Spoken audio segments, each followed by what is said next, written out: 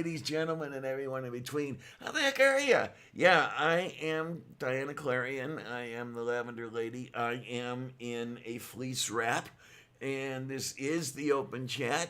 And how the heck are you? And of course, with me here today is the one, the only, the brilliant, the beautiful Kate Farr, Bionic Dance. How are you, honey? I'm okay. Life is life. Be a tiny, tiny, tiny smidge baked, but that's okay. Just a tiny smidge? Just a tiny smidge, yeah. Okay, so I've you're had people tell me I'm already this way. you're not doing the already. Okay, so that's a good thing. Yeah. Oh my. And look at that. Colleen says, I'm early. Would you look at that? Yes. Oh, this is a wonderful thing. Yay, you're not coming in like with 5 minutes left in the show. Yeah. Actually, it's funny because we were talking before the show started. I think it's actually warmer where you are right now. Didn't you say it was like warm there for some reason? Oh, I wish. Well, let me get this snapped here so I can have it together. There we go. The apartment is at 64 degrees, Oh, and it's 5 here in San Diego. oh my. Okay, so I guess that would be, well, that's the apartment is at 64. Let me look and see what the National Weather Service has to say. There we are, weather.com. Um, Come on, you. Okay, and now I'm gonna have to go to the hourly page to see this because it always takes a while. Okay, outside it says 42 in showers. It feels like 36. Not Well, okay, as that's colder than 55. a little bit. I mean, it's not as cold as I was suspecting it would be, Hmm. but hmm? Well, one thing about my place, 'cause you're talking about like at 65 where you are, like in your apartment, but my place does not have heat or AC. Wait. You certainly have the equipment to produce those things, right? Well, I mean, no. Oh, Like I don't have floor heaters. I don't have any of that. I do have like a portable AC unit, but it triples my electricity bill when I use it. oh yeah, I know Um, that feeling. but there's not built into this place is anything to do with heat control at all. Oh my. Okay, here I thought that you might have had a small furnace in one of the closets or something. Uh, Huh. All right. Because that's what I've got here. Um, the way it looks, the furnace is in what may have been at one time a bedroom closet. Um, it's got the dimensions that a bedroom closet would have, and it just kind of looks that way. Oh well. well, Colleen, everyone has a space heater. It's called the sun. It heats up space a bit, you know. I'm just saying. But hey, Oh my! Oh, lucky you, Colleen. My furnace is broken. I have to put in a service call, but I really can't until tomorrow because I don't want the maintenance crew here when I'm not here. Um, I just don't trust those people. You know what can I tell you? well, Holy shit! Kitty's in a cottage with no insulation. Jeez, man. I know what it's like with no insulation. Let me tell you. I don't believe you though. I think your butt is still on you. Uh, I don't know. Maybe his butt is in the process of peeling off and it's still attached in a small area. I doubt it. Okay. If it was gonna fall off at all, it would shatter. Yeah, yeah, yeah, yeah. Oh my, but yeah, Harmonica Man says it sounds pretty illegal to me. I guess about your heating and cooling arrangement. I The don't thing know. is, it's California. Yeah, I was gonna You know, say, I don't know how most that. people don't really expect like heat at least. I was surprised to discover there was no AC, but it doesn't surprise me that there's no like heaters or anything. Mm-hmm. Mm-hmm. Yeah, that's what I'm afraid of here. Is if I put in a call, I'm gonna get the little maintenance guy coming by with space heaters in hand and dropping them and saying, use this, which doesn't work all that well because remember, I'm poor and switching to electricity to keep the place warm. I'm not using the heating subsidy dollars anymore because the heating subsidy dollars go only to the gas company. Fun, fun, The fun. gas company. That's what I call the Mexican restaurant down the street. Uh huh. Yeah, yeah, there you go.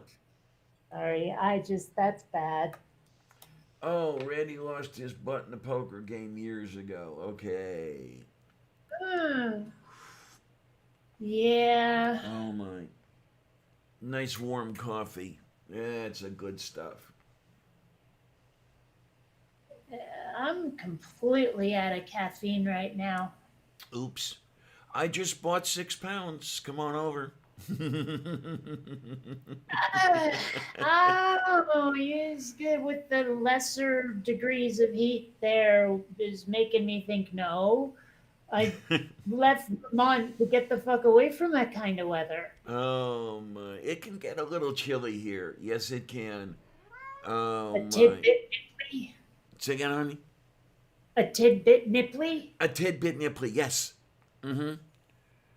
And then yeah, you have this kitty seeking out lap. So you know it's cold. Oy Yeah. vey. Actually, Xander surprises me. He still kind of likes being under the covers. Columbia, not so much. She had that bad experience as a kitten. Oh yeah, Um, that but one. but Xander is like pretty okay with it. He as long as he doesn't feel trapped, he likes to snuggle. Okay, now she'll come under the covers and then in a couple of seconds she'll realize where she is and it's flip and zip out from under. She will lay on the covers pressed into me one way or another, into my back or whatever.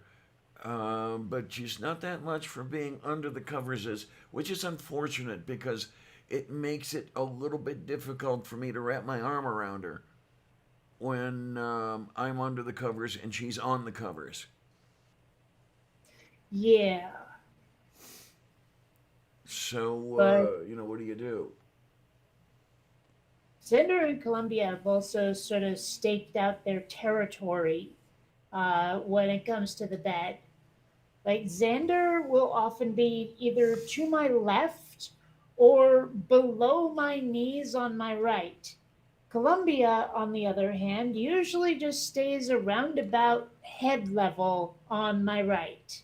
Okay. Um, yeah, it's interesting with the little one. She's always on the side opposite my face, whatever side that happens to be, left, right, middle. It's the I know I must have bad breath or something. I don't know. Um, Well, I didn't want to be the one to say it. okay, okay. Halitosis. Oh Yeah. my word! But yeah, we'll see how that goes. But as I say, tomorrow, when I get back from the doctor's appointment, I'll put in a service call. I can do that online, and and hopefully they can take care of things. It's the same thing that was happening last year. The burner does not come on before the blower starts blowing, so it's blowing cold air. Uh, Okay. so it's got to be some thing, and my guess would be that a person with a reasonably operable brain would be able to figure it out. So these guys will never figure it out. They'll blow up the building. There you go. Would definitely be exciting. Be sure to film it for YouTube. Yes, absolutely. Call it Shaboom. Okay, then. I'm trying to think of where Shaboom might come from. Isn't it a song? Well, I know what is it? Chicka boom, don't you just love her? But that's chicka No, boom. no, no, no, no. Shaboom, shaboom, yada da da da da da da da, shaboom, shaboom. Oh, That one. wait a minute. Yeah. Okay, you was reminding my old and addled brain of that one. Yes. This shit's from before I was even born. Yeah, okay. That might be just a little while It ago, should or be. hmm? It means you should be better able to remember it than me. You see. Well, don't forget, I'm getting old and demented. Well, there is that. Well, you're not the president quite yet, though. You know, this is the interesting thing. How many people do this, and it burns my foo-foo every time. How many people confuse demented and deranged? Mm, I still say he's senile. Well, there you go. And then the senile, there that's the demented. Um, and Yeah. then deranged is something else again. But there's always that confusion out there, and I'm trying to think of another one. There's another one that gets me where people are confusing terms, and I lose it right now. Unfortunately, I don't have the terms in my mind because nobody has done it lately. No, this week anyway. And oh, Shadow Kitty says Shaboom was by the Chords. Okay. There was this one that came up in the Big Bang Theory that honestly, they never explained the distinction. I never bothered to look it up. But Sheldon said, like you were not nauseous, you were nauseated. I'm like, the fuck's the difference? I've never heard anyone make a distinction between the two. I am not too knowing. Okay. Let's see here. What if? Let's see. Nauseous versus. Nauseated. Oh, come on. Okay, here we go. Nauseous versus nauseated. Oxford. Um. Even though nauseous and nauseated are often used to mean feeling unwell, many purists insist that nauseous means causing nausea, while nauseated means feeling sick. Casually, it is probably okay to use both words to mean feeling ill. However, in more formal situations, use each word correctly. Okay. Huh. Okay. So you're nauseous if you're making someone else nauseated? Yeah, I guess so. Yeah. That's kind of fucked up that we even have a word for that, but okay. I don't know. Sometimes I get. Sometimes there's distinctions that really don't seem to make much of a difference. like poison versus venom. I mean, we all know what someone means if they say it's a poisonous snake and not a venomous snake. Is it really, do we really need to make that distinction? It's a I don't chemical that know. kills. Yeah, I know. It's the manner in which it does, though. A poison is ingested while a venom is injected. Eh, can't poisons be injected though, like with needles and shit? I mean, if I we, well, they call it a lethal injection, not a lethal. I don't know. Never Let's mind. find out. Wordsmith today. Oh, okay. Poison versus venom versus toxin. That'll be interesting. All right. Yeah. Both poison and venom are toxins because a toxin simply describes a biologically produced chemical that alters the normal function of another organism. There is one Huh. quick way to remind you of the difference between poison and venom. If you bite it and you die, it's poison. If it bites you and you die, it's venom. Okay, this That is what. still doesn't answer the question. Like if it's injected into you, does it become a venom? Like with a needle, with a hypodermic, is that venom now? I'm not seeing it yet, but it may.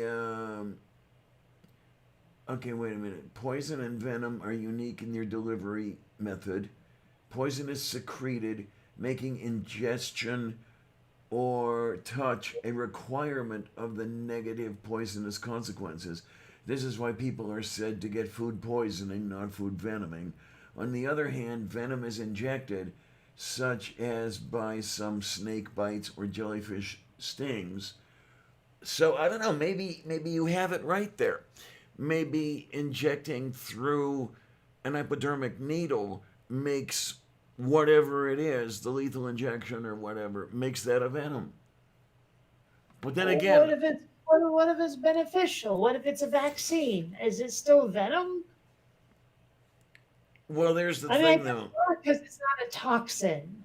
Yeah, there you go. The first thing, yeah, we're looking at systematics here, and as far as I'm reading it, in order to qualify as either one, it must be a toxin.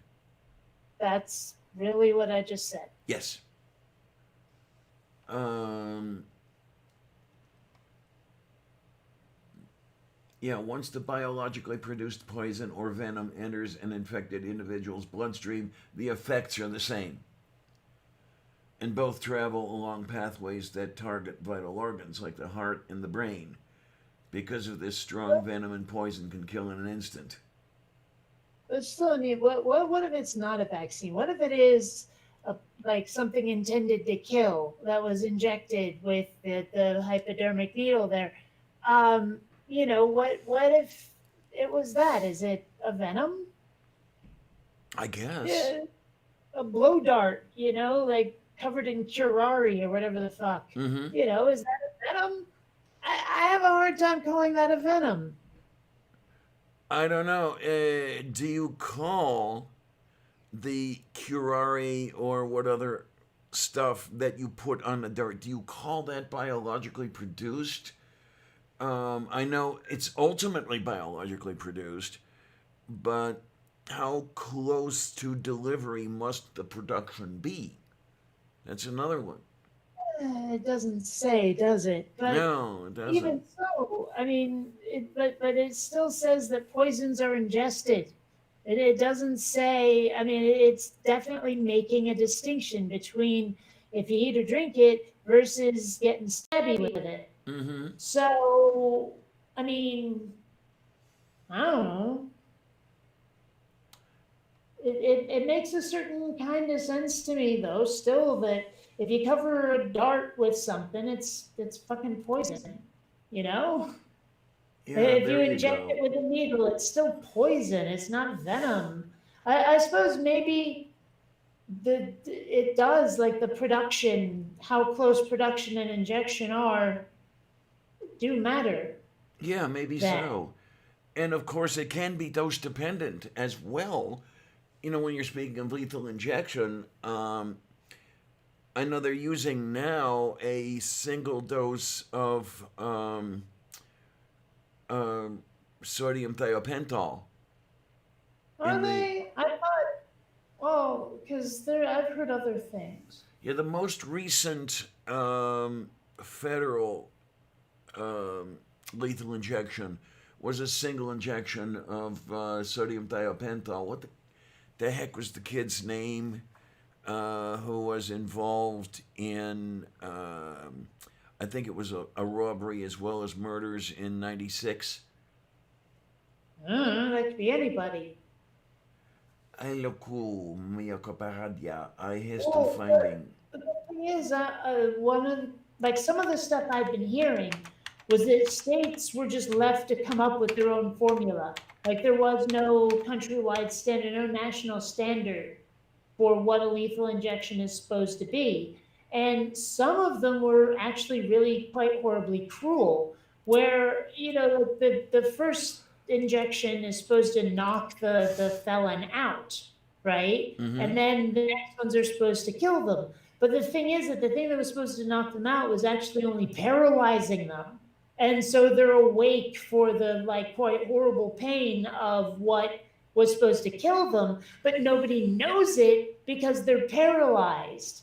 You Okay, see, then, yes. there's been a bunch of like botched ones where the first dose didn't kill, and so now you've got this like horribly wounded person who needs more to mercifully die from what you've done to them.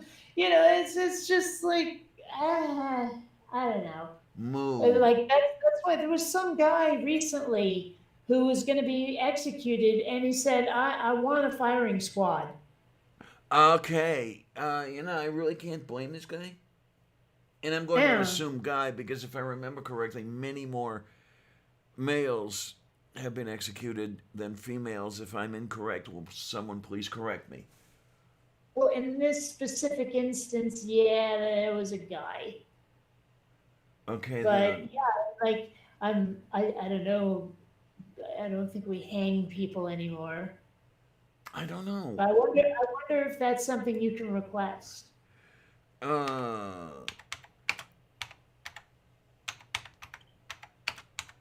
You know, It took me an embarrassingly long amount of time to realize that hanging was not meant to kill by strangulation. I no. always thought it was, I always thought it was just that it crushed your windpipe and you can't breathe, and there you go. But it's meant to snap the neck, Yes. and it Yes. took me a really long time to realize that. I don't know why. I guess it was Okay. just because, like, I always figured, oh, rope, throat, strangle.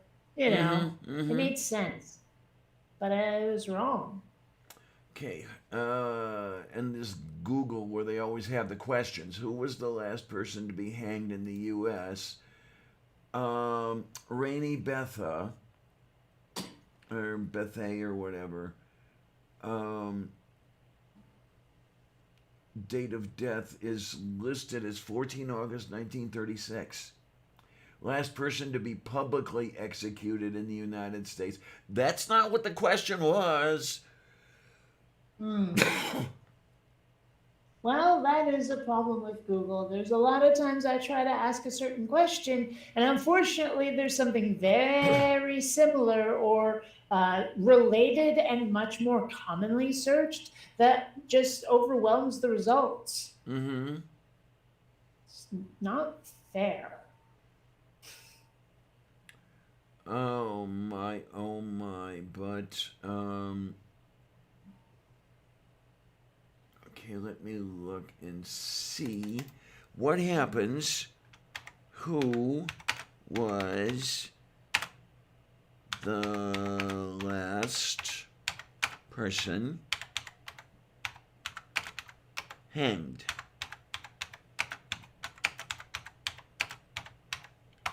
This You is want to look at the interesting. last person hung because you'll get a lot of porn that way. Yep. And that's interesting, though, the way that works. Okay, they're throwing Rainy Bethay after at me. Okay, how about this over here? Delaware's Billy Bailey was the last criminal to be hanged in the U.S. in 1996. Okay. Wow. What backwards, benighted part of the country was that done in? Oh my, it appears, if I'm seeing this, to have been Delaware. Delaware. Um, But nothing happens in Delaware. It's Delaware. Colonial America, 1776 to 1830, 1830 to 1920, Wild West, 21 to present. Oh my, oh my.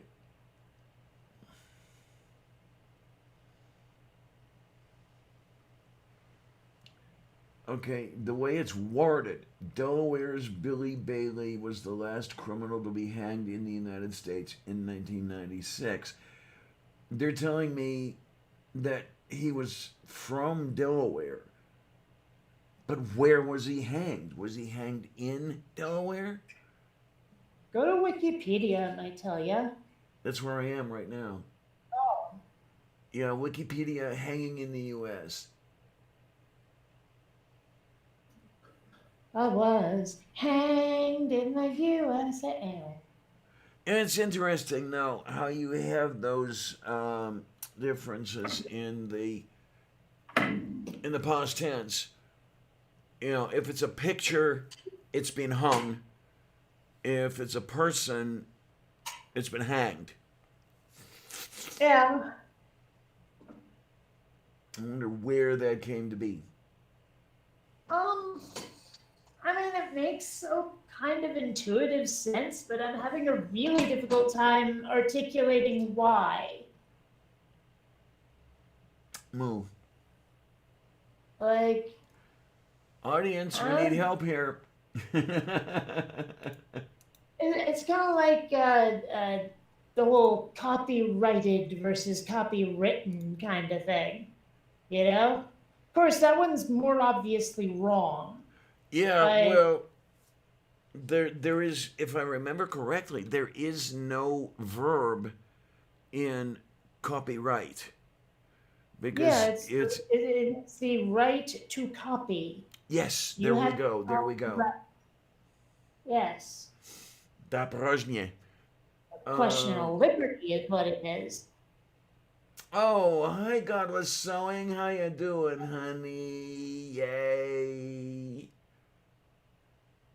Oh my God! All the good people are showing up. All five of them. What am I doing wrong here? Don't know. Oh, Scheiße, Scheiße, zu viel Scheiße. Es ist scheißvoll. Mhm. Ew, Scheissfall? Ugh. It's like the bathroom on the airplane let go over Cleveland. Sploosh! And a lot of Oh, splatting as well. Poor Cleveland. I'm glad I'm not there. mama. The one of the paths into Cleveland Hopkins Airport, um, my mother-in-law was under one of those approaches, and yeah, if they had to dump fuel, she was right in the path of it. Lovely. Did they ever have to?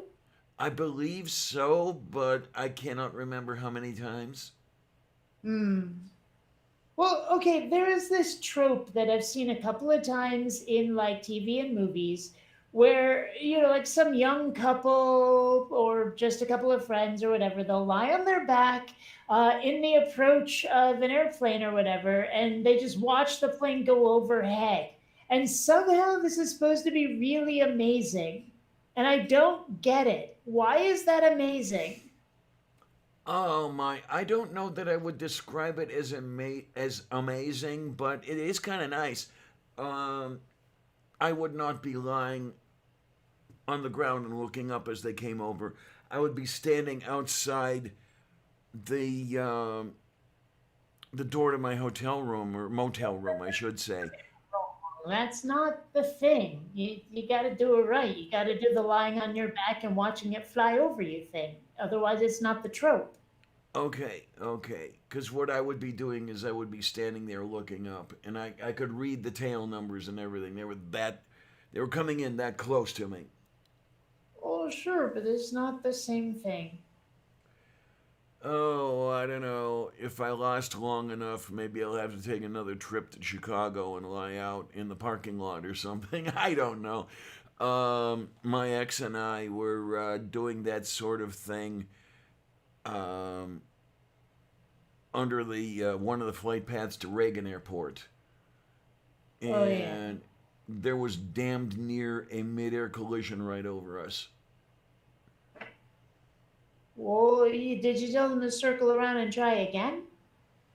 Oh man, I couldn't yell loud enough for them to hear me, but no, you had, it's the usual thing. Somebody's taking off while somebody's landing, Hmm. and there was no waving off. I mean, they were already committed. They had to do what they had to do, and whew, wow, it was close. Hmm. It was close. I mean, I was ready to dump my body over Mills because I was thinking that they were going to hit and we were going to be covered with kerosene. Fun. Oh yeah. I remember, like, gosh, what was it, 3 years ago now? My dad was visiting, and we were out in La Jolla somewhere and saw a T-boning where, like, someone thought the signal was theirs, someone else thought it was their turn, and the next thing you know, kawam, and Okay. then one of them peeled off and kept going and then slammed straight into a light post, Oh right? great. And Okay. I was just like, wow, that was crazy pants. It was, yeah. Yeah.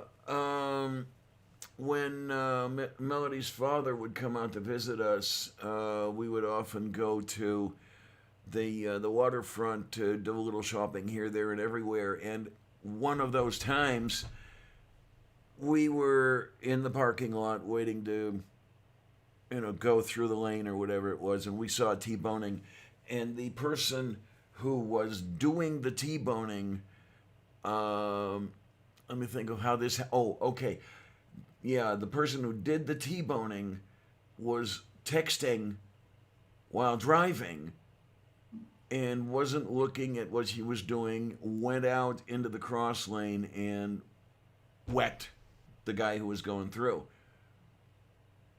which was all sorts of fun.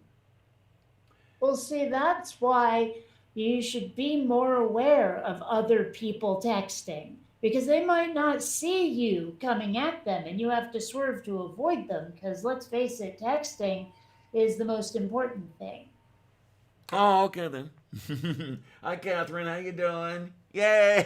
Yay! Yay! Yay! Oh, okay. I never noticed that, Kitty. Kitty says the approach to Newark International goes right over the Jersey Turnpike. I've been into Newark a couple of times, and I never really noticed the Turnpike thing. You know, I know what a turnpike is, but I don't know why it's a turnpike. That one I What, know. yeah, As far as I understand it, you actually turn a pike in order to gain access. And the pike is the wooden pole. yeah, yeah. So, yeah, that's used as a gate or something like that. And that is turned to allow someone entrance. So, I guess it would be the case then that from day one, turnpikes were toll roads. That's what I was thinking from your explanation. Yeah, Mm hmm. it makes sense. Okay. Huh. Okay. Oh, I even remember there was once like it turns out there's actually a reason why something might be a street, a road, a lane, a boulevard, a terrace, etc., etc. Like that, those actually do mean Yeah, they something. do, and I'm I not forget. sure that everyone gives a crap when they're naming roads, but they do technically mean something. Like I think you could call something a boulevard and have it not qualify, and most people wouldn't even fucking notice. Yeah, the most of the boulevards I know, with the possible exception of one or two, are extremely wide. Yeah. They have the center division. One direction is divided from the other by a strip of grass or something like that. Um, but I I don't know if didn't. that. I thought it was just like regular turf. I didn't realize it was a like marijuana field, Yes. but grass. You see. Yes. Okay, Here I'll we just be over. go. Mental floss. What's the difference between a street, a road, and an avenue? Well, avenues must be electric, right? Well, only if you rock down to them. Yeah, okay. Okay, just like there are defined factors that distinguish a highway from a regular city street, there are characteristics that make streets, roads, and avenues distinct from one another. The difference between names like C Street and Avenue B come down to variables like the size of the path, what surrounds it, how it intersects with other roads. Um, a road is any throughway that connects 2 points. Like a square is also a rectangle. Streets and avenues are types of roads. Streets are public roads that have buildings on both sides. Okay. They are often perpendicular to avenues, which historically were grander and wider. These days, the Or difference. does it have a drive? Because not all drives are driveways. Right.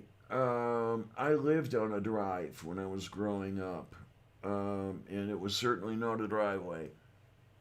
Um, Yeah. Maybe they used to drive cattle through town on that road. I don't know. Maybe that's as simple as that. Yes.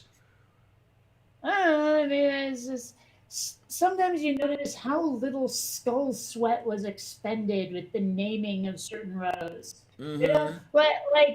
gee, why would I ever have thought that the giant church road would be called Church Street?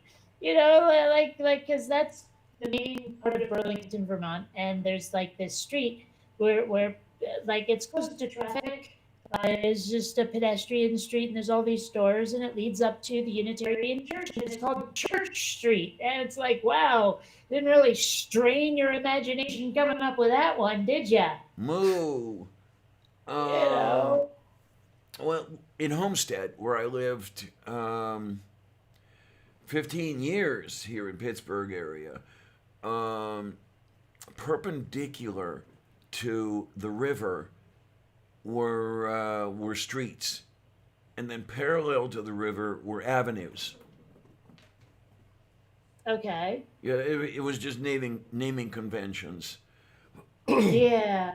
Well, it's kind of like how the interstate highways, what is it, east and west are the evens and north and south are the odds? Yes, you have that correct. Yes, Yeah. So and then I there's the I whole. I wonder, are they uneven, or have they kept up with each other? Like when they added an odd one, did they have to add at least one more even before creating another odd numbered highway, or was it occasionally uneven? Like we had, up to 64 on the evens, but we're on 67 on the odds. Evens keep up. There you go. No, I don't think you had to have an even build. No. Um, but it's interesting too. Even the three number things are governed by convention. Um, the 3 digit interstate highways that have an even first digit are bypasses. So, for example, you've got, let's see, 670 and 270, which circle Columbus, Ohio. Um, and then the odd numbers are spurs. Like, trying to remember which five, I forget which highway it spurs off of. The first digit of three is five here in Pittsburgh. And it um, comes off 76, I think. So it might be 576. And it just ends in the city, just, you know, cuts off. That's it. Well, there's something like that. Route 7 in Vermont, right? More commonly known to some people as Shelburne Road, is like there's a certain point in Burlington where it just stops. It doesn't even actually stop though. It like splits off into a couple other streets. It branches. It's really weird, and it seems like it disappeared. But if you go north enough, you'll find it again. And it's like it Oh, just okay, sort of okay. broken. It didn't continue like contiguously or something. I don't know. The one that really bent my brain in half were it was the interstate highway going through Toledo that had street level intersections and stoplights and stop signs. And it was still an interstate highway. Well, we have that. Sure, that happened. Well, actually, no. Most of them are not so much the interstate highways as they are like routes. You know what I mean? Like the difference, like a state highway versus an interstate highway. Oh, okay, okay. Yeah. Yeah, because the one of which I speak was definitely an interstate highway. It was one of the three-digit numbers, and I don't know if it's still that way or if things have changed. Let's see. Interstate highway with stop signs in Toledo. Oh my! I spent a year in Toledo one night. So, is it really as religious as they say there? I cannot remember how religious the area is, to tell you the absolute truth. I don't know. I just wonder because people are always saying "Holy Toledo." Move beef. I do wonder how Toledo got the nod to be that Holy Toledo. I mean, I'm Well, sure there's other candidates that would have been perfectly, could have fit. I don't know. I don't know which city or town or whatever with that spelling was the one in mind when Holy Toledo, if you will, came to be popularized. Was it Holy Toledo or was it Holy Toledo? One being in Ohio, the other being in Spain. Uh, but I don't think it. I don't know. That doesn't change my question. Is how that particular city got the nod? Uh, Oh, it could have been anything, Holy Tacoma kind of works, you know. It's kind of. Uh, let's see. Holy Toledo. This exclamation of surprise refers to Toledo, Spain, which became one of the great centers of Christian culture after its liberation from the Moors in 1085. Aha, well, okay. Because it's a really religious town. All right. Yay, boof. My joke had some basis in truth, even though it was drawing from the wrong source. And then there is Holy Kitty. You're not religious, are you, Sylvia? Really, are you? I don't know. Maybe she worships, Boss or Boss Ted. I don't know. Well, She I got certainly me a doesn't Columbia. worship me. Hmm? I got me a Columbia on my lap. There you go. I mean, okay, For a maybe. long time she refused. But I think, like I've said before, she's forgiving me for bringing Xander into the home, and she's willing to sit on my lap again. Oh, yay, that's a good thing. Yeah, yeah, yeah, yeah, yeah, Also, yeah, yay. he's interfering a lot less. Like he's not coming up and batting at her tail like he used to. So that So, helps. yeah, the little boy's calming down. Well, I wouldn't say that. I think he's just applying his psycho in a different direction. And of course, he would be putting the lie to Snips and Snails and Puppy Dog Tails. I mean, he was going after Kitty Tails. Whoa, but see, the thing is, it says that boys are made of snips and snails and puppy dog tails. It says nothing about what they chase. Okay. In fact, you'd almost think that someone made of puppy tails would be chasing cats. Meow. That's one thing that has always kind of bothered me about cartoons, like, say, Sylvester and Tweety or Tom and Jerry. The cat is always the bad guy.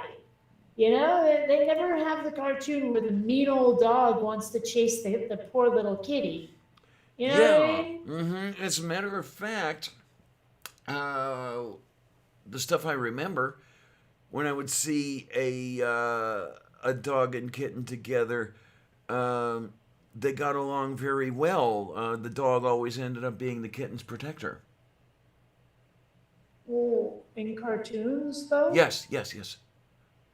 Okay. Well, but I mean, sure, all right. But the point is that cats are always cast in the role of, oh, you want to eat the cute little mousey or the cute little bird, you evil cat, for wanting to, follow your instincts and stuff. Mm-hmm. It's like that always seemed like discrimination to me. Yeah, well, Cats are better than that. I don't know. Miranda could be really mean in her younger days. Yeah, well, If she would, still. she would torture any mouse that she found. Dogs are evil, though. They, like, maul little toddlers. Mm, Dogs are bad people. well, I don't know. Here's the whole thing. Was the toddler asking for it though? That hardly matters.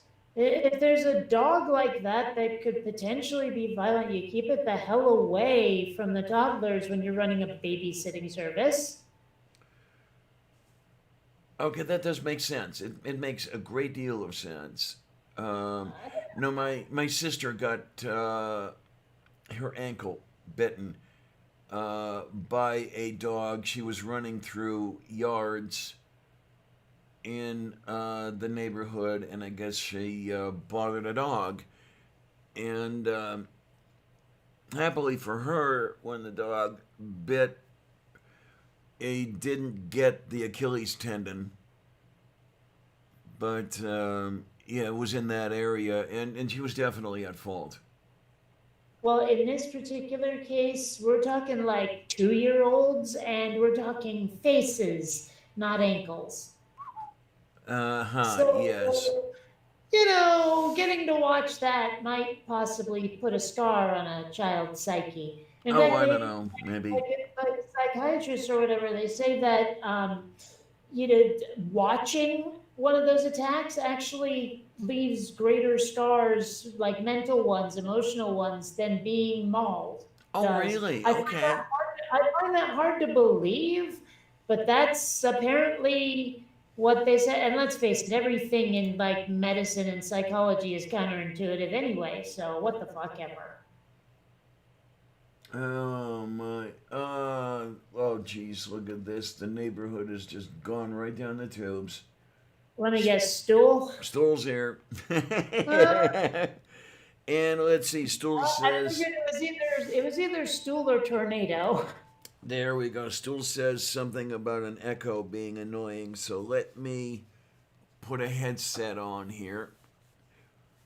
Well, Yeah, I'm. it probably just means the echo of what my brain thinks when it comes out of my mouth. Oh, okay. Yeah, I definitely need to see if I can't do anything about. There we are. If I can get Bluetooth earbuds to work, because the headset is a pain in the arse. Mm, I think you might be wearing it wrong. Maybe, maybe, or Wow. the headset becomes a pain in the arse when I've been wearing it for 8 hours. Again, I think you're wearing it in the wrong place. That leaves too many doors open. You know that. Oh, I just there's only one that needs to be shut. Okay. I mean, ew.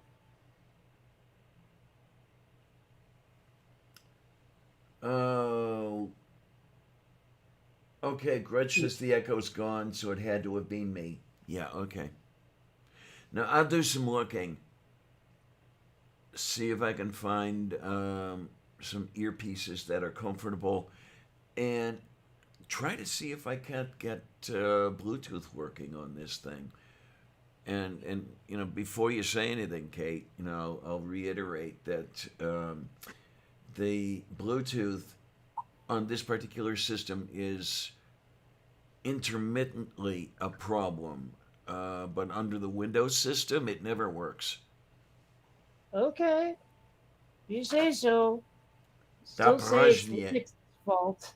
Everything's Linux's fault, except when it's the fault of a Mac. There you go. Yeah, Honestly, why would anyone torture themselves with such primitive technology? indeed.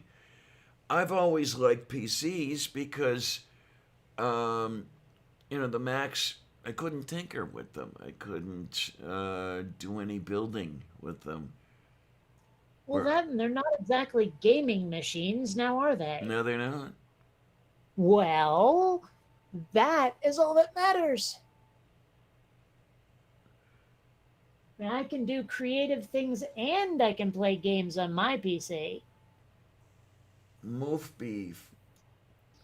Oh my, Kitty says I got my lower lip ripped open by a dysfunctional rescue dog a few years ago.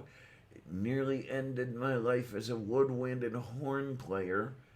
The surgeon was very good, and I still love doggos. Okay.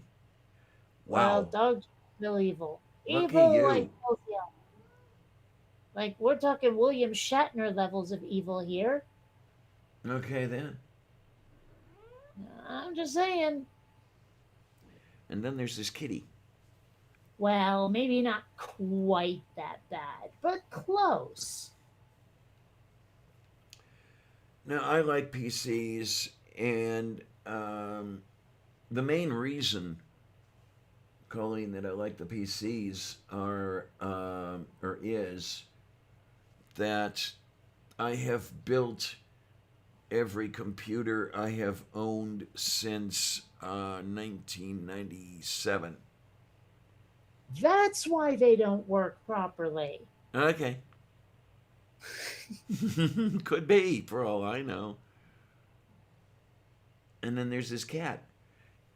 Yeah, I I've got a cat who's licking my heels right now. I can't possibly fathom that that tastes good, but all right, Xander. shut up, Clarion. You, you don't know the sorts of things in which I step. Moof beef. Colleen, I have found that building a computer is very easy. The hard part is selecting the parts to be sure they're compatible. Because I have run into a couple compatibility problems over the years, but it's getting better.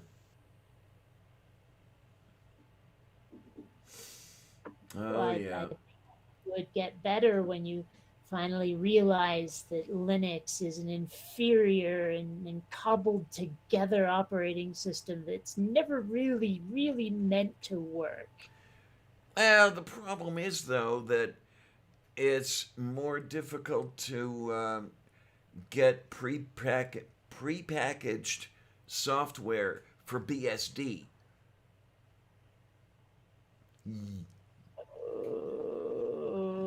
Okay, sure. Oh my, yeah, everything for BSD that I've ever got, I had to build from source.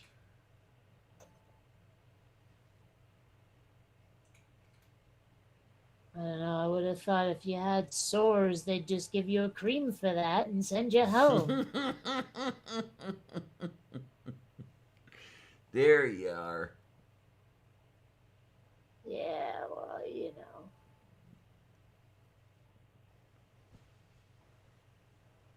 Oh my, but yeah, I was programming cross-platform for a while, maybe about 20 years ago. Why? Oh, because I found it fun. Well, maybe not what I meant, but okay. Well, what did you meant? I meant, like, what were you trying to accomplish? What was it that needed so desperately to work on two different systems? Oh, no, I was just modernizing some of the Unix style um, what's the word? Diagnostic software, and it is Well, so ubiquitous. I mean, you would find it under Linux and BSD and System 5 and whatever else that it just made sense that, okay, as long as I'm writing for one system, I might as well write for a whole bunch of them. okay. And yeah, you just write into the source the appropriate selections. You know, you would use one particular uh, C library for uh, BSD, for example, and a different one for Linux. And then in the configuration stage, when you were building this, you would select the system you had in mind, and let that do the work. Okay. Taparažnie. I would hope that your programs didn't ferment, but all right. They might be fermenting by now. I've got a whole bunch of them laying around that I haven't touched in years. Mm, yeah, I bet that they're probably all erased by now. They are on a external drive. Well, yeah, I have to wonder, like assuming I could even find a 3.5 drive, I wonder if that one disk I still have would actually function. Hmm. I don't know. It'd be kind of fun to find out. I mean, I wonder, does software go bad?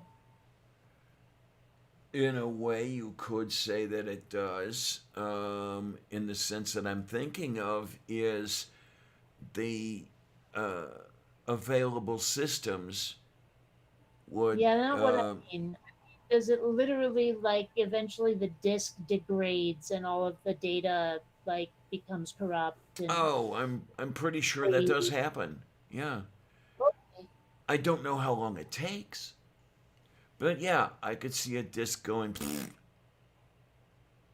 Yeah. Now, that is a bit different to a disc going, but, Okay. mhm. Sure. Mage is the expert here and says, yes, that happens. Okay. Moof Then beef. that disc I have is probably DOA. I don't know. I guess a lot depends on how close you had it to magnets.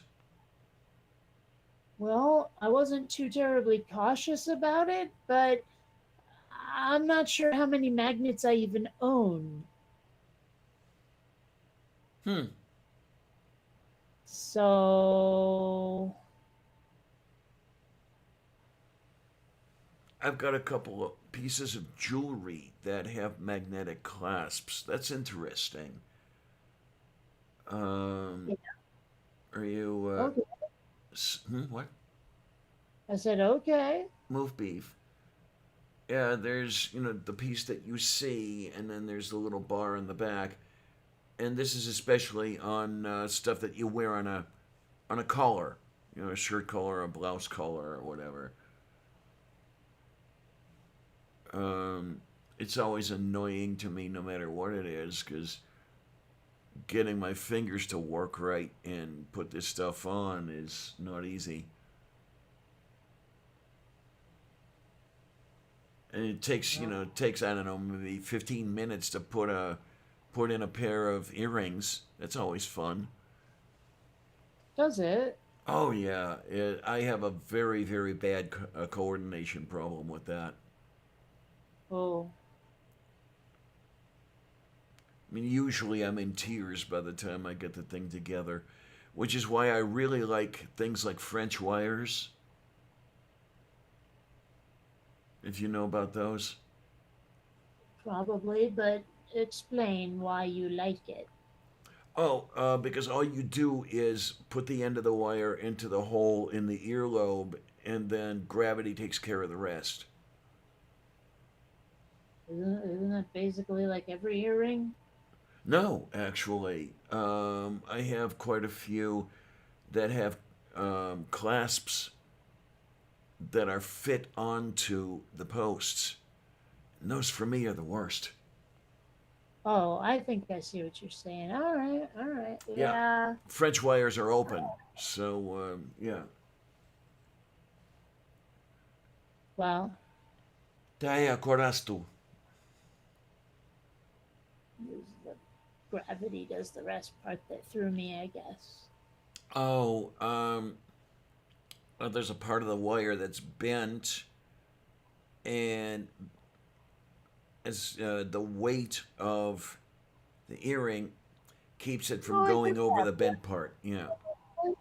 I got that part, but um, it's just that a lot of earrings, even the ones with clasps and stuff, you put the earring through, and gravity does take care of a lot.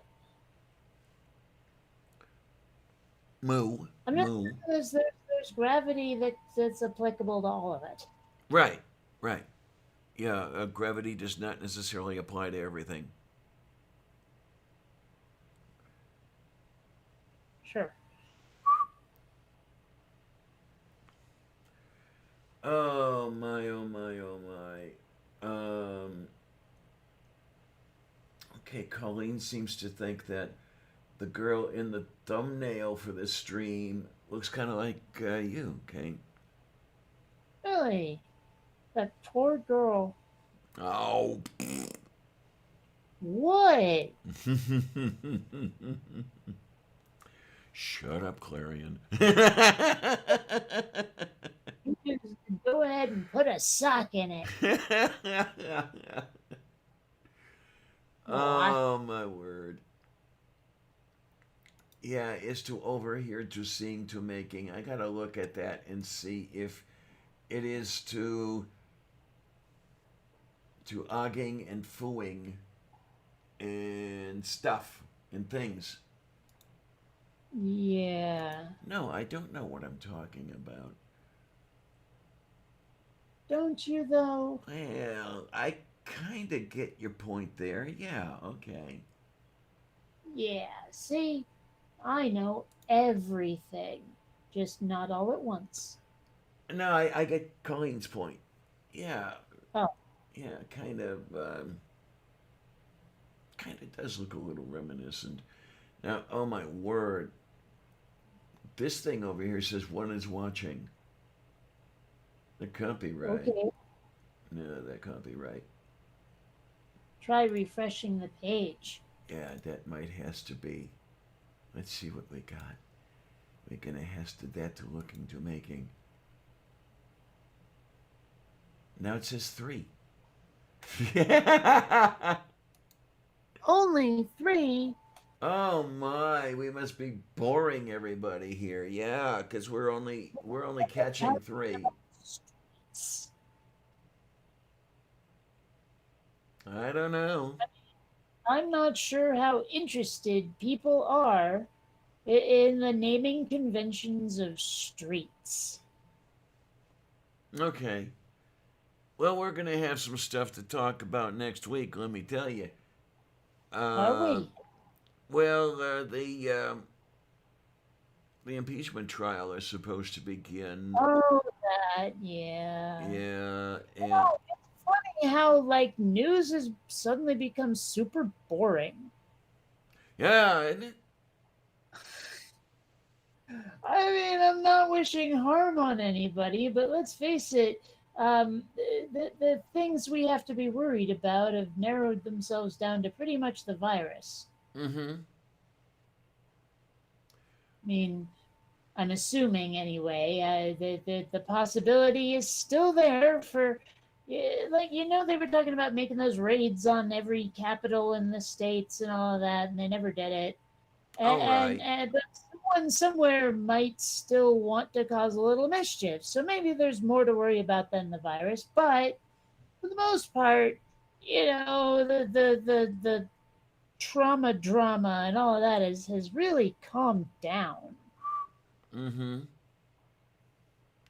I mean, if anybody out there wants to hear about the virus, I mean, I'm gonna see my doctor tomorrow, and all kinds of good stuff. Well, not necessarily because of the virus, but still, Mm. it was really fun. A lot of fun. Well, I'm telling you about this, Kate, before we went on air. Um, the waiting room when I went to have a blood draw yesterday looked so different to the way it usually looked. Used a separate entrance. Took my temperature the moment I walked in to the reception area. Um, the chairs did not line the walls and they did not go down the center of everything. I mean, there were maybe only maybe 4 or 6 chairs in the entire waiting room. It looked empty. Um, and that's all about the virus thing. So Pretty cool the way they can take people's temperatures these days. Like there's some they don't even have to touch you anymore to take your temperature. that's yeah. The people person at the reception desk aimed some sort of pistol type arrangement at my forehead, Yo, and I'm thinking, was she thinking that she wanted to shoot me in the head and it didn't work or what? I don't know. Um, well, she might have said, "Don't move, motherfucker," if that was the case. there you go. There you go. Oh, Colleen says, yeah, and she's got a point. Colleen definitely has a point. Some people are Huh? worried. Well, some people are worried about what Trump knows and how he could use it to his advantage. Oh, I mean, I suppose, but I hope he goes through with that whole, like, what are they calling it now? Liberty Party that he wants to start, because Oh it'll so yeah, please with the right, like if not right down the middle, at least enough that it'll be difficult for them to get power again. that would be really nice. I'd like that. I would like that many Well, much. but the thing is, I mean, if the right splinters or fractures like that, that means that like it gives the left the opportunity to do so as well. It may lead to more than two parties in this country. I mean, Yeah, that yeah. could also be a complete fucking pipe dream. I don't know, but I think it could be the first step to maybe at least ranked choice voting. I would hope. Yeah. Yeah. No, Travis, I have not yet given my thoughts on Biden reversing the transgender ban in the military. Maybe I should say something about that. I mean, the thing that I have in my head about that particular thing is pretty much a tennis ball or a football, whatever you want to call it, where it's being used as a game piece, and there's no thought behind it. But of course, I could be full of shit. Well, my question Yes, dear. to trans folk out there, did you really want to be in the military anyway? Well, I had considered it when I was much younger, and I'm glad I didn't do it. Yeah, Mm, I wouldn't have made it. I wouldn't have lasted. I considered the U.S. Military Academy at West Point. mm. I Um, mean, don't get me wrong. Obviously, everyone should have the right to be in the military if they really wanna. But I mean, if someone said, "Kate, because of trait X, you're not allowed in the military," I'd be like, "Fuck yeah, give me any excuse." mm-hmm. It's like what if they start a draft and all of a sudden being a lesbian isn't enough to get you out of it anymore?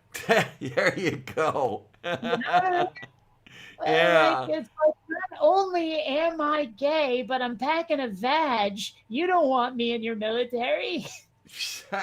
Well, I don't know. Maybe they would consider you not the threat that they would consider a straight woman.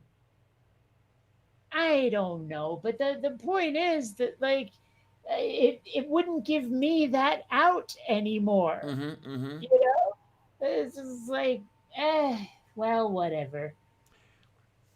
And I don't know how the draft works. Are you aged out of it now or what? Oh, almost certainly, I'm aged out of it. I mean, I don't know.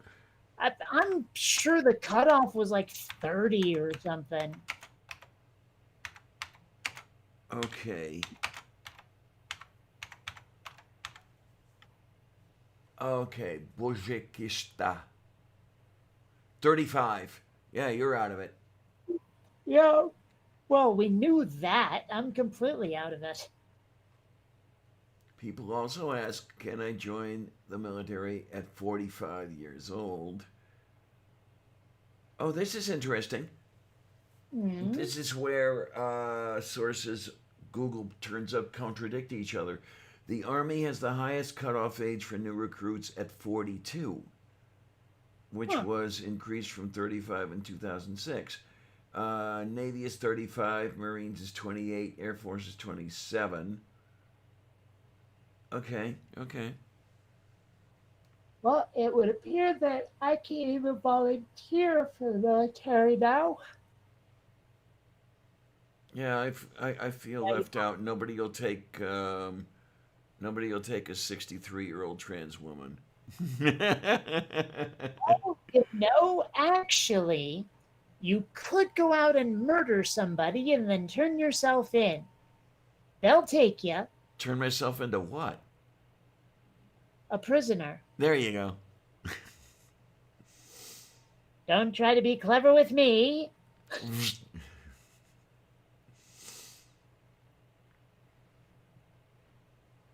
Yeah. Oh my, oh my. So if I I got nothing. I'm boring right now. Okay, are you using a brace and bit or an electric drill or what? Never try to be funny in my presence again. Yeah. God, I wonder how many folkses out there in Lavender Ladyland have ever used a brace and bit or even know what a brace and bit are. 'Cause I don't see that being used as often as I did when I was a kid. Well, I know what a bit is, and I know what a brace is, but I suspect that neither one of them fits what you're calling a brace and bit. Oh, let's see. It's best to show rather than, Describe. yeah, Well, and I mean, there it's we also go. entirely possible that I know exactly what the fuck it is, but we just call it different things because you live in like Savage Land. Maybe. So, But what we do have, dunk, oh, one of those. yeah. Okay, I only like. I think my dad just always called that a hand drill or something like that. Oh, okay. Because I've used the brace and bit, and I've also used the um, the hand drill. Okay. So yeah, I grew up with a distinction. Oh, Yeah, where well, you've got this regardless, I never heard that thing called a brace and bit before. moof beef. Yeah, both employ a bit because that's the stuff that actually makes the whole, and then it's just a matter of what you're using to turn the bit Oh, around and around. I'm looking at it and I'm thinking the horse would spit it out. Eh, or at least champ at it, right? Yeah, that's one that most people don't know is that it's not chomping at the bit. Mm-hmm. People get that wrong a lot.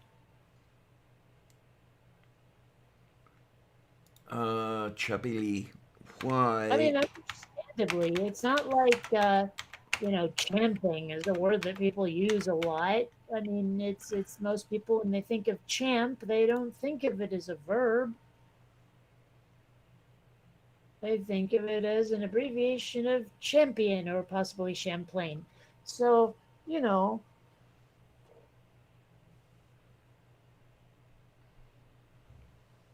Oh, okay. Of this, William Sapphire said to spell it champing at the bit when most people would say chomping at the bit is to slavishly follow outdated dictionary preferences.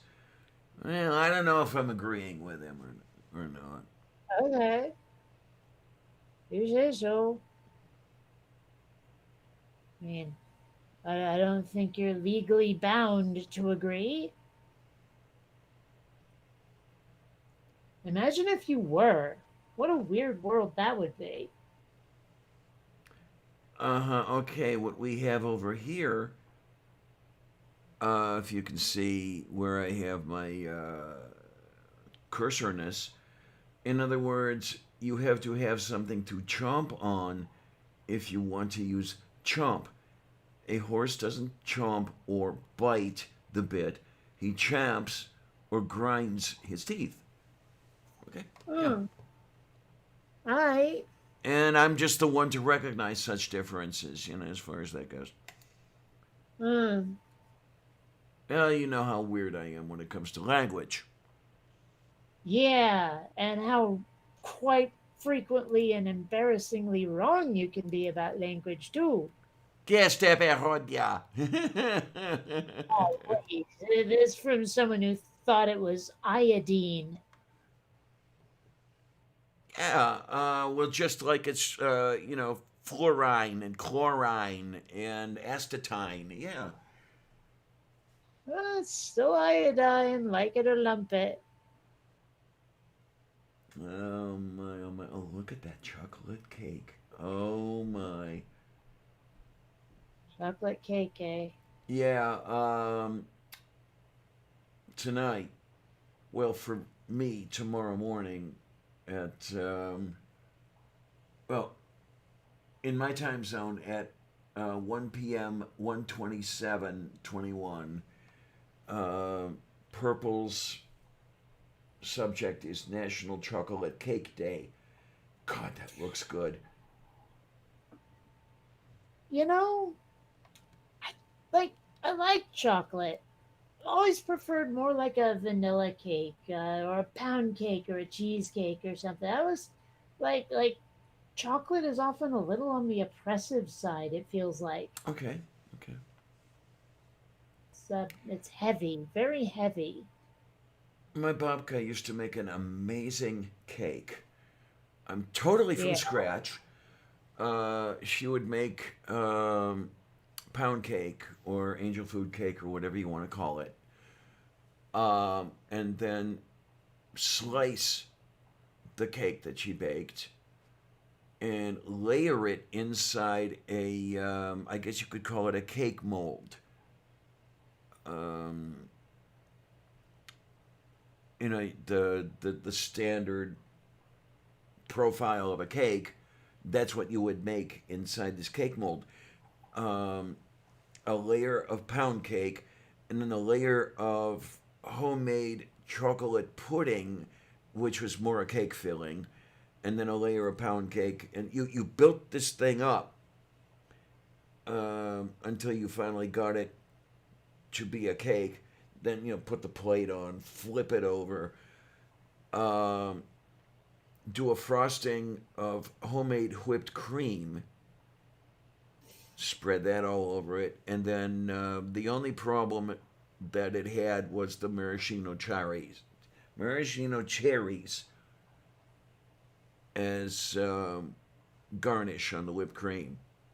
I'm not exactly a fan of. Hmm? Never been a fan of those, the Yeah, cherries. I've never really been a fan of the maraschino cherries either. I mean, if I'm going to have a cherry, I want it, basically right off the tree. Mm, I just find whatever syrup they marinate them in to be just too much. Oh man, yeah, I think it's essentially like 90% sugar and just enough water to get it to flow. Well, it makes them slimy and sludgy too. They're just not pleasant foods. Mm-hmm.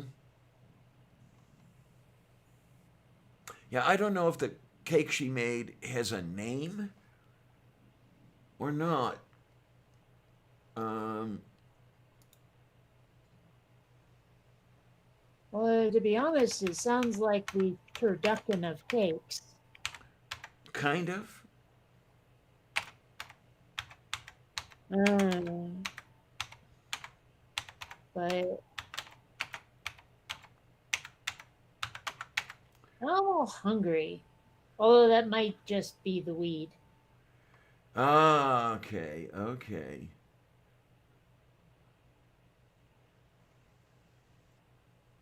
Okay. Pound cake chocolate pudding trifle. Let's see if this. No, that's not it.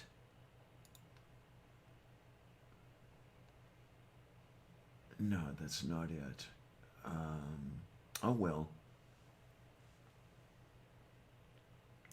Yeah, the darn thing is that I figure the recipe is pretty much lost. I Mm. mean, maybe I could put the recipe back together, but I don't know how good I would be at it.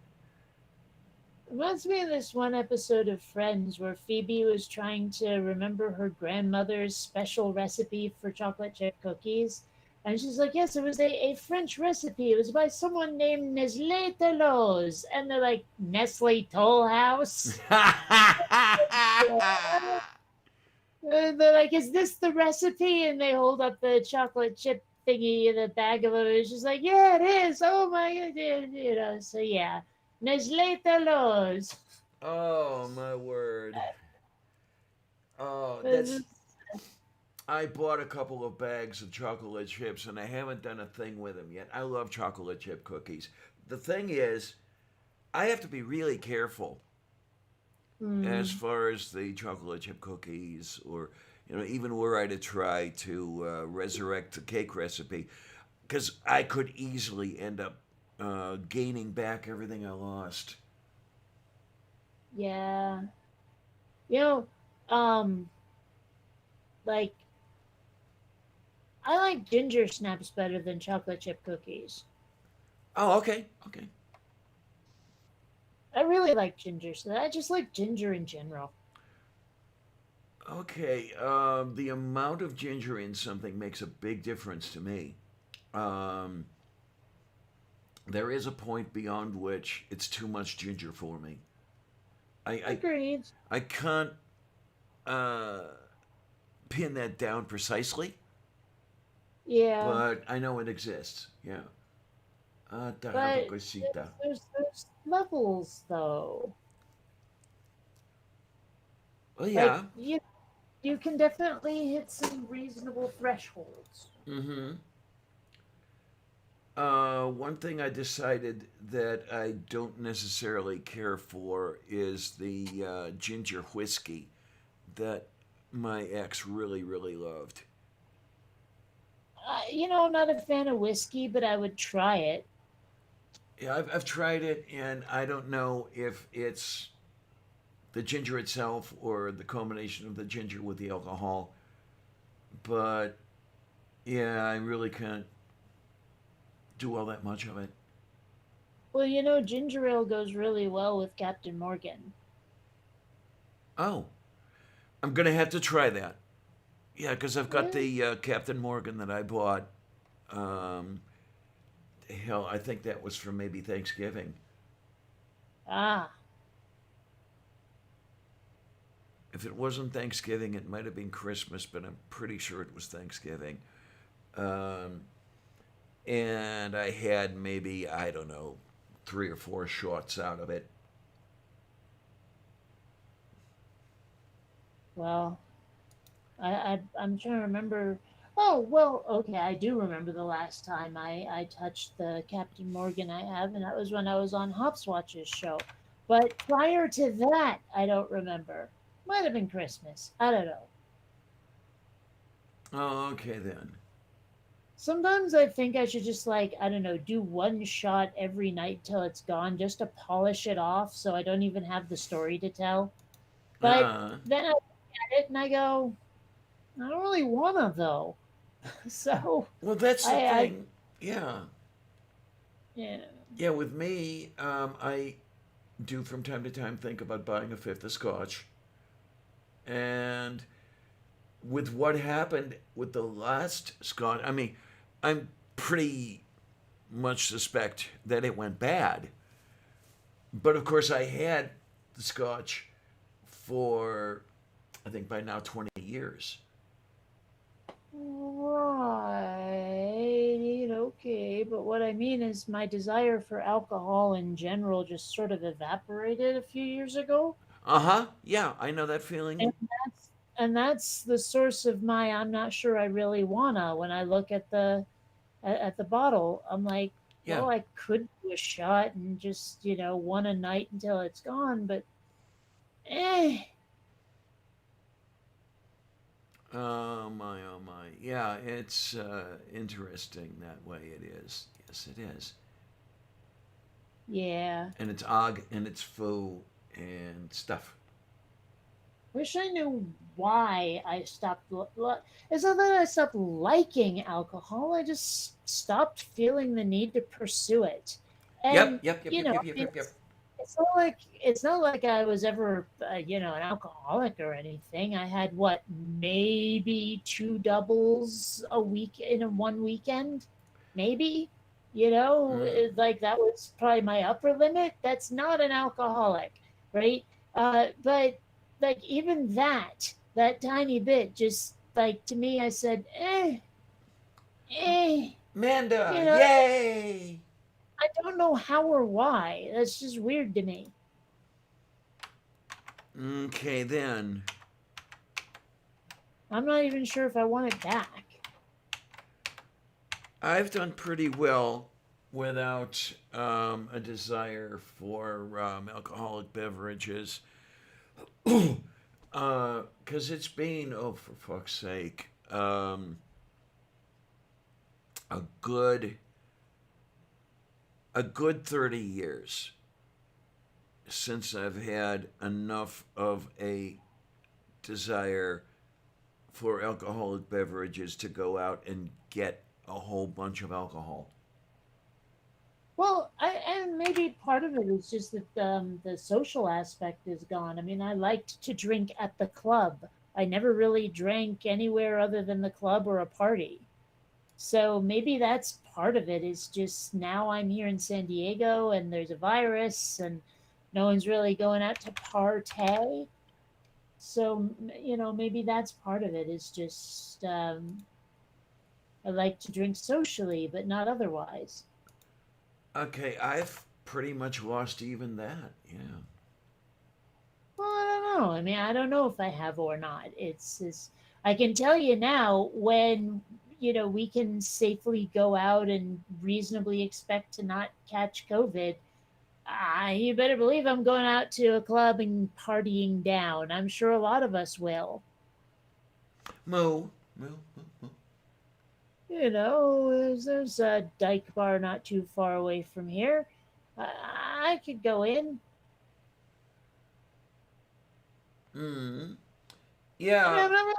I've never really hung out at a bar like that. Like when I talk about the club, the Mercury that I used to go to, it was kind of like it's not what most people picture when they picture a club.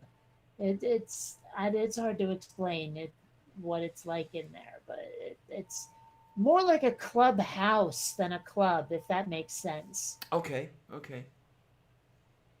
Yeah. So I mean, I've never really there have been times I thought it'd be nice to have something like Cheers, where you got a bar and there's regulars and everyone says hi to you and all that stuff. Mm. I don't know. And then the other thing, though, is maybe if I had more money, I might go to a bar occasionally. Um, because, bar prices for whatever it is you're drinking is horrible. True. Well, that was another reason I like the Mercury is the drinks were so cheap. Like you wouldn't Okay. believe. It was like Okay. $10 for a double. Crazy, right? I don't know. I don't know what the going rate is. It's been Well, so it depends, long. but it could be as much as like 20-30 bucks for a double in some places. Wow. Yeah. Yeah, Mama. Amanda says I'd rather smoke the marijuana. It helps with my pain and no awful hangover. Oh, Christ. The last time I got smashed, unintentionally, by the way, on movie night, um, yeah, the dry heaves that next morning. Well, I have to wonder if you're just getting better weed than I am, because I have had marijuana hangovers. I've never had a marijuana hangover. I've woken up feeling kind of like I had the flu, actually. Like it's the day after getting over the flu. Okay, okay. Like you're not fresh as a daisy, you're not sick, you're somewhere in between the two. Moo. Yeah, I mean, maybe I'm just strange. I know I have some idiosyncratic reactions to weed, but I don't know. Wow. What? Amanda says, I stayed at a resort in Fort Lauderdale a couple of years ago. One glass of wine was $17. Yeesh. Yuck. Yeah, that's definitely not up my street, I'll tell you. I'm glad I'm not a wine drinker. I am more inclined to drink wine now than anything harder. Um, I mean, I'll have a scotch every now and then. My thing would be to have a scotch or a shot of scotch on my birthday, and that was not to toast my birthday. It was to toast the lunar landing. Um, but I think this past July, I think I even forgot to toast the landing. Well, I don't know. Um, I had something to say and I forget what it was. It was something about wine, I think. I don't know. Oh, and I've never been a beer drinker. I don't understand how anyone can drink beer. It's so bitter and gross. Well, there are some beers I dearly love, and then there are beers that are absolute shit. Uh, I yeah. have never I've never had beer that I didn't endure rather than enjoy. Okay. Now I really really like some of the Belgian beers, Okay, and then the very dark German beers I dearly love. okay. And the reason I love the very dark German beers is because they have a flavor that, well, you would describe it as bitter. And, remember that I like bitter. Which is just bizarre because the very definition of bitter is spit that out, it's gross. Mmm. Oh, yeah. Amanda reminds us that the anniversary of STS 51L is in 2 days. Yeah. So, yeah, we might have to have a little memorial. That was, I still have a bitter taste in my mouth over that mission. Yeah. Yeah, well, that was the one where you had the Thiokol engineer saying, if you launch this thing's going to blow up, and the brass that was pushing for it was, well, what do you want? That we launch in April? And my response would be, yeah, if that'll help. Well, sounds like that guy was a Phil. Yeah, move beef.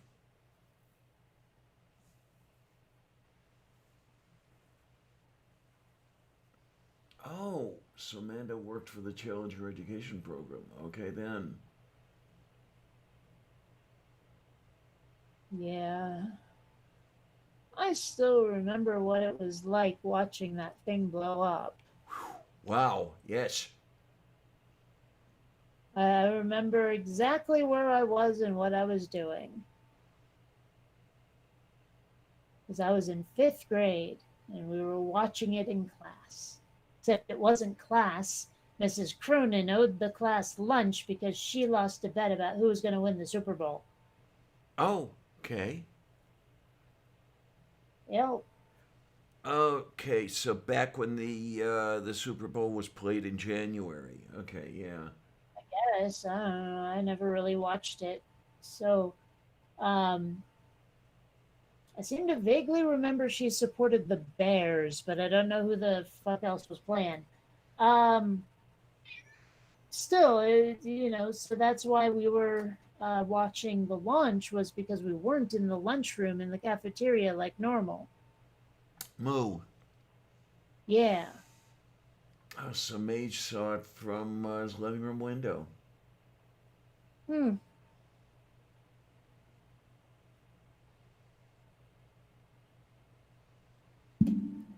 always thought it was kind of strange that like they would launch from Florida, but mission control was in Texas. I mean, what's that about? Oh, political pork. Um, no, Rice donated a whole bunch of acreage for NASA headquarters. Well, not Oh so yeah. much the headquarters, but the mission ops buildings. Hmm. All right. Yeah, that's where you get um, the Kennedy speech that really made it into the books.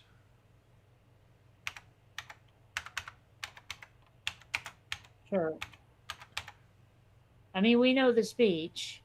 Okay, then, yeah. And we choose to go to the moon in this decade because, yeah, that whole thing. We do these other things not because they're easy, but because they're hard. That one. Yeah, moof beef. Yeah. I understand we're preparing to put someone on the moon again. Saw something about that. Yeah, yeah. I have to wonder why. Well, that's what I'm wondering. I'm trying to see where it fits in the general scheme of things. Um, I am wrong. I'd love to go. I'd love to, walk around on a world that's not Earth. But, I mean, are they planning to accomplish something more than ticking off a bucket list item? I think I remember hearing something about it might have something to do with practicing for something else. Oh. Well, I saw some article where they were showing this kid about what 12-ish, I suppose, saying this will be the first human on Mars. She's been training for it her whole life or some shit. I was like, are we really sending up a Mars colony? I don't know. I think there's noise about it. I don't. Okay, personally, I'm not trying to piss on anyone's cornflakes here, but personally, I think that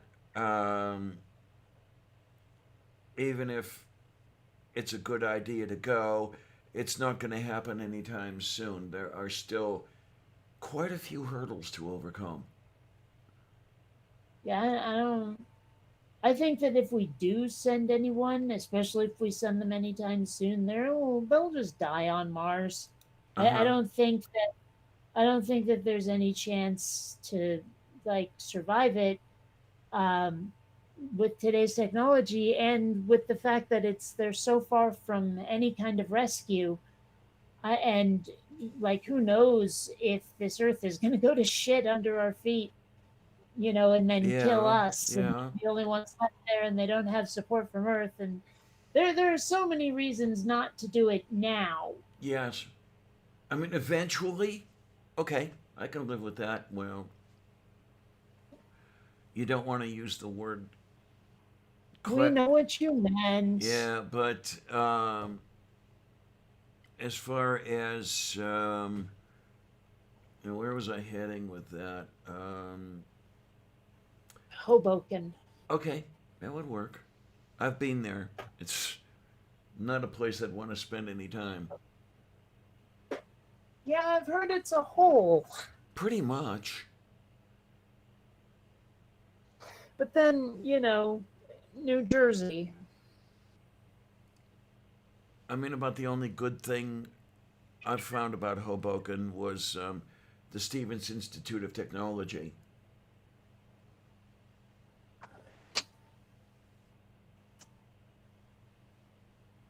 No, I really don't even care about Hoboken because Sinatra was born there, okay?